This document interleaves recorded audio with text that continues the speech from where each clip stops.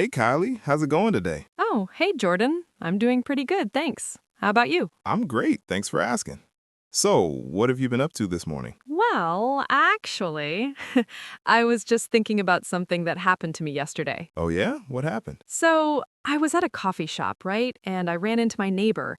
We started talking, and then suddenly we just ran out of things to say. It got super awkward, Chuckles. Oh no, I hate when that happens. right? We just stood there, looking at each other.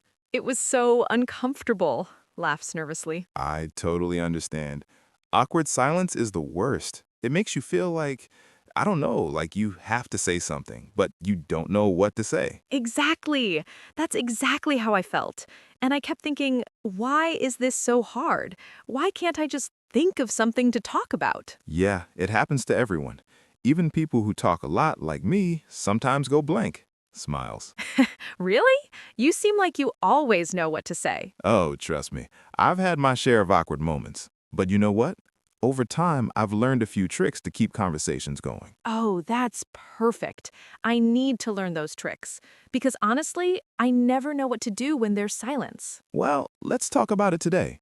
Maybe we can help each other, and anyone watching, figure out how to handle awkward silences. Yes, I love that idea. Let's do it. So, first things first, let me introduce myself properly.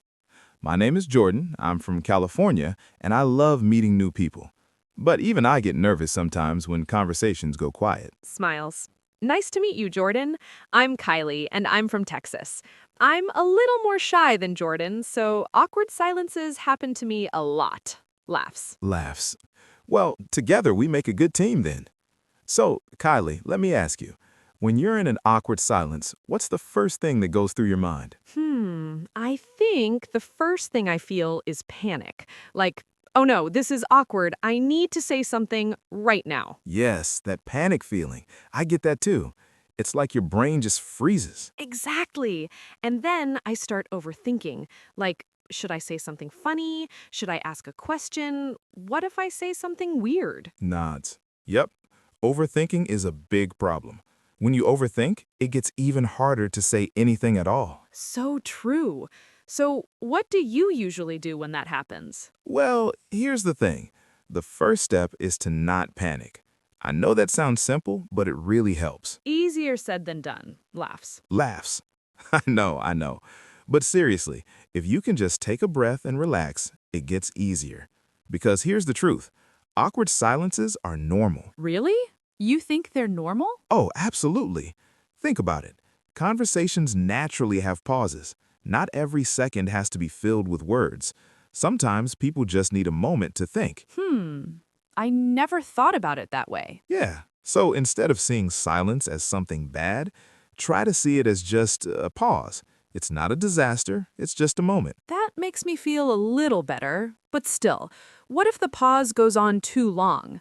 Then it really does get awkward. Fair point. So let's talk about what to do in those situations. There are actually some simple tricks you can use to keep the conversation going. Okay, I'm all ears. Tell me the tricks. All right, trick number one, ask open-ended questions. Open-ended questions. What does that mean? Good question. An open-ended question is a question that can't be answered with just yes or no. It requires a longer answer. Oh, I see. Can you give me an example? Sure. So instead of asking, did you have a good day, you could ask, what did you do today? Ah, I get it.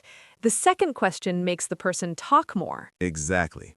And when someone talks more, it's easier to keep the conversation going. That's a great tip.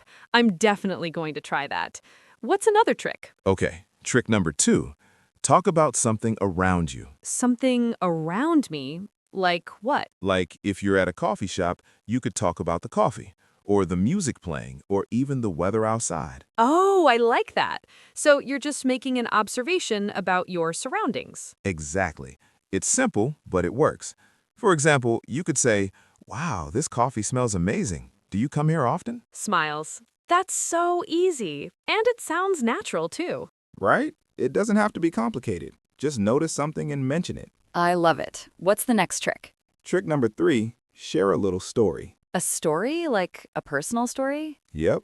It doesn't have to be long or super interesting, just something small that happened to you recently. Can you give me an example? Sure, let's say you're talking to someone and there's a silence. You could say, "Oh, speaking of coffee, something funny happened to me last week. I spilled coffee all over my shirt right before a meeting." Oh no, that sounds embarrassing. It was. But you know what?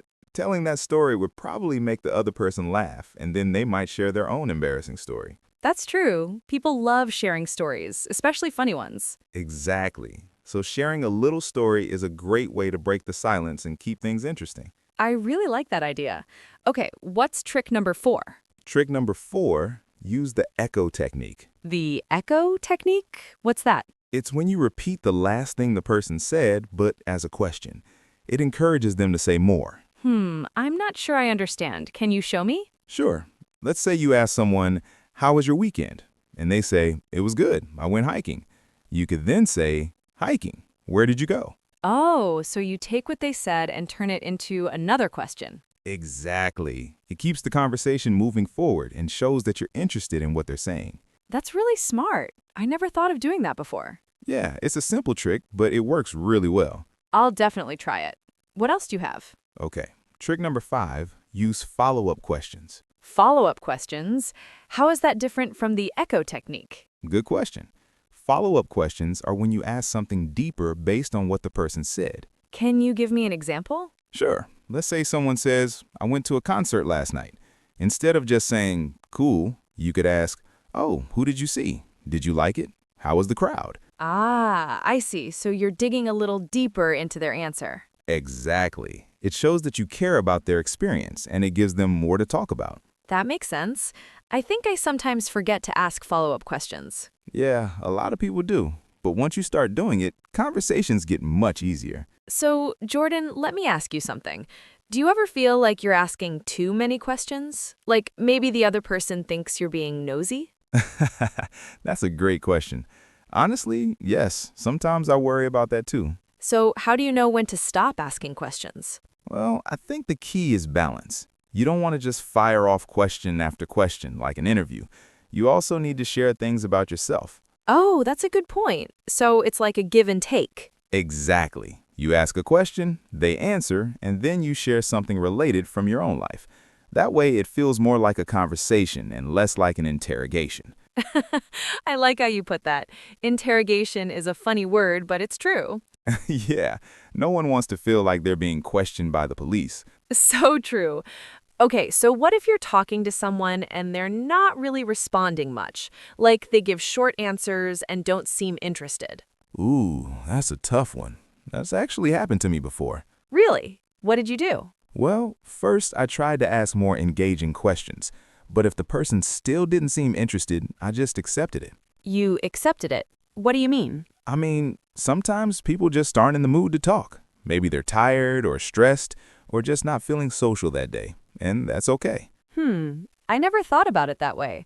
I always feel like it's my fault when a conversation doesn't go well. Yeah, I used to feel that way too, but then I realized it takes two people to have a conversation. If the other person isn't engaging, it's not all on you. That's really good advice. I think I put too much pressure on myself sometimes. We all do, but the truth is, not every conversation is going to be amazing, and that's totally fine. So let's talk about something else. What about body language? Does that help with awkward silences? Oh, absolutely. Body language is super important. How so? Well, think about it. When you're talking to someone and there's a silence, your body language can either make it more awkward or less awkward. Can you explain what you mean? Sure. Let's say you're standing there with your arms crossed, looking away. It sends the message that you're uncomfortable or uninterested. Oh, that makes sense. So what should you do instead? Try to stay relaxed. Keep your arms open, make eye contact, and maybe smile a little. That shows the other person that you're comfortable and open to talking. That's great advice. I think I sometimes cross my arms without even realizing it. Yeah, a lot of people do. It's just a habit. But once you become aware of it, you can change it. I'll definitely pay attention to that. What else helps with body language? Nodding. When the other person is talking, nodding shows that you're listening and interested. That's true. I notice when people nod at me, it makes me feel more comfortable. Exactly. Small things like that can make a big difference. Okay, so we've talked about asking questions, sharing stories, and body language. What about humor? Does humor help with awkward silences? Oh, for sure. Humor is one of the best ways to break the tension. Really? How do you use humor in a conversation? Well, you don't have to be a comedian or anything. Just try to keep things light. Maybe make a small joke or laugh at yourself. Laugh at yourself? What do you mean? Like, if there's an awkward silence, you could say something like, well, this got quiet. I guess I ran out of things to say. Oh, I like that. It's honest and funny at the same time. Exactly. It acknowledges the awkwardness in a lighthearted way, and usually the other person will laugh and feel more relaxed. That's such a good tip. I always feel like I have to pretend the awkwardness isn't there. Yeah, but sometimes just acknowledging it makes it go away. I'll have to try that next time. Okay, so what if you're talking to someone you just met? Is it harder to avoid awkward silences? It can be, yeah, because you don't know the person well yet, so you're not sure what to talk about. Exactly. That's the hardest part for me. So here's what I do. I ask about things that most people enjoy talking about, Like what? like hobbies, travel, food, or pets. Most people have something to say about those topics. That's true. Everyone loves talking about their pets. Right? I mean, if someone has a dog, you could talk about dogs for hours. So true. Okay, so those are safe topics. What topics should you avoid? Good question. I usually avoid controversial topics, especially with someone I just met, Like what? like politics, religion, or money. Those topics can make people uncomfortable or even upset. That makes sense. It's better to keep things light and friendly. Exactly. You can always go deeper once you know the person better. So, Jordan, let me ask you something. Have you ever been in a situation where no matter what you tried, the conversation just didn't work? Oh, yeah, definitely. I remember one time I was at a party and I tried talking to this guy. I asked him questions, made jokes, talked about the music. Nothing worked. He just gave me one-word answers. Oh no, how did you handle it? Honestly, after a few minutes, I just politely excused myself. I said something like, well, it was nice talking to you. I'm gonna grab a drink. That's a good way to end it without being rude. Yeah, sometimes you just have to accept that it's not going to work, and that's okay. I think I need to learn to do that. I always feel bad if I walk away from a conversation. Don't feel bad. Like I said earlier, it takes two people. If the other person isn't engaging, it's not your fault. You're right. I need to stop being so hard on myself. So, Kylie, we've talked about a lot of tricks today. Which one do you think you use the most? Let me think. I think I'll use the open-ended questions trick. That seems really useful. That's a great choice. What about you? Is there a trick you're excited to try? Actually, I think I'll try sharing little stories. I don't usually talk about myself much, so that could be good practice for me. I think that's a great idea. Sharing stories makes you seem more relatable and friendly. Yeah, I like that. Okay, so before we wrap up, can we summarize all the tricks we talked about? Sure, let's do a quick recap. So, trick number 1, ask open-ended questions. Right, questions that can't be answered with just yes or no. Trick number 2, talk about something around you. Like the weather, the music, or the coffee you're drinking. Trick number 3, share a little story. Something personal or funny that happened to you. Trick number 4, use the echo technique. Repeat the last thing they said as a question. And trick number 5, ask follow-up questions. Dig a little deeper into what the person said. We also talked about body language, humor, and knowing to walk away. Yep, all really helpful tips. You know, Kylie, I think the most important thing to remember is that awkward silences happen to everyone. Yeah, I feel a lot better knowing that. I always thought it was just me. Nope, definitely not just you. Even the most outgoing people have awkward moments. That's really reassuring. And I think having these tricks will make me feel more confident in conversations. Exactly. The more you practice, the easier it gets. I totally agree. Okay, so I have one last question for you. Sure, go ahead. What's the best advice you can give someone who's really nervous about talking to people? Let me think. I would say just remember that most people are kind. They're not judging you as much as you think they are. That's really good advice. And also, don't be afraid to be yourself. People appreciate authenticity. I love that. Be yourself. That's simple but powerful. Yeah, at the end of the day, conversations are just about connecting with other people, and everyone wants to feel connected. So true.